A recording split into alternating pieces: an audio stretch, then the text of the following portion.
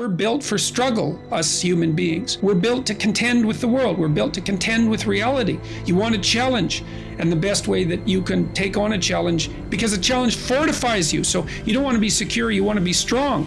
And you get strong by taking on optimal challenges. And so you lay out your destiny in the world, and you take the slings and arrows of fate, and you make yourself stronger while you're doing so. And you might fail, and fortune might do you in, but it's your best bet.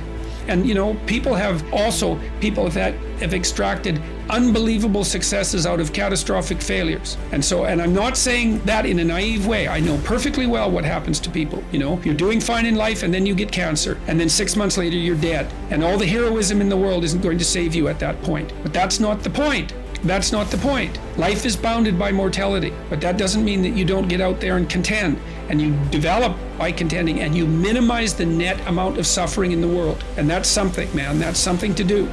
Well, the first thing I would say is, you should be afraid of taking risks and pursuing something meaningful. But you should be more afraid of staying where you are if it's making you miserable. It's like the first thing you want to do is dispense with the idea that you get to have any permanent security outside of your ability to contend and adapt. It's the same issue with children. You're paying a price by sitting there being miserable. You might say, well, the devil I know is better than the one I don't. It's like, don't be so sure of that. Clock is ticking. And if you're miserable in your job now and you change nothing, in 5 years, you'll be much more miserable and you'll be a lot older. It's a luxury to pursue what makes you happy. It's a moral obligation to pursue what you find meaningful. And that doesn't mean it's easy. It might require sacrifice. If you need to change your job too, let's say you have a family and children and a mortgage, you have responsibilities. You've already picked up those responsibilities. You don't just get to walk away scot-free and say, well, I don't like my job, I quit. That's no strategy. But what you might have to do is you think, well, this job is killing my soul. All right, so what do I have to do about that? Well, I have to look for another job. Well, no one wants to hire me. It's like, okay,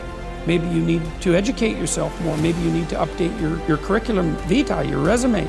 Maybe you need to overcome your fear of being interviewed. Maybe you need to sharpen your social skills. Like, you have to think about these things strategically. If you're going to switch careers, you have to do it like an intelligent, responsible person. That might take you a couple of years of effort to do properly. I've dealt with hundreds of people in my clinical and consulting practice, and we set a goal, we develop a vision, and work towards it, and things inevitably get better for people. So it's not a luxury, it's difficult. It's a moral responsibility, and it isn't happiness. It's not, the pursuit isn't for happiness. There's you and there's the potential inside you, whatever that is, And potential is an interesting idea because it represents something that isn't yet real, yet we act like it's real. Because people will say to you, you should live up to your potential. And that potential is partly what you could be if you interacted with the world in a manner that would gain you the most information. Right? Because you build yourself out of the information in the Piagetian sense. But it's deeper than that too, because we know that if you take yourself and you put yourself in a new environment, new genes turn on in your nervous system. They encode for new proteins. And so you're full of biological potential that won't be realized unless you move yourself around in the world into different challenging circumstances, and that'll turn on different circuits. So it's not merely that you're incorporating information from the outside world in the constructivist sense. It's that by exposing yourself to different environments, you put different physiological demands on yourself all the way down to the genetic level, and that manifests new elements of you and pull more out of you, like partly because you're becoming informed, which means information. It means you're becoming more organized at every level of analysis, but there's also more of you too. Compare yourself to who you were yesterday and not to who someone else is today.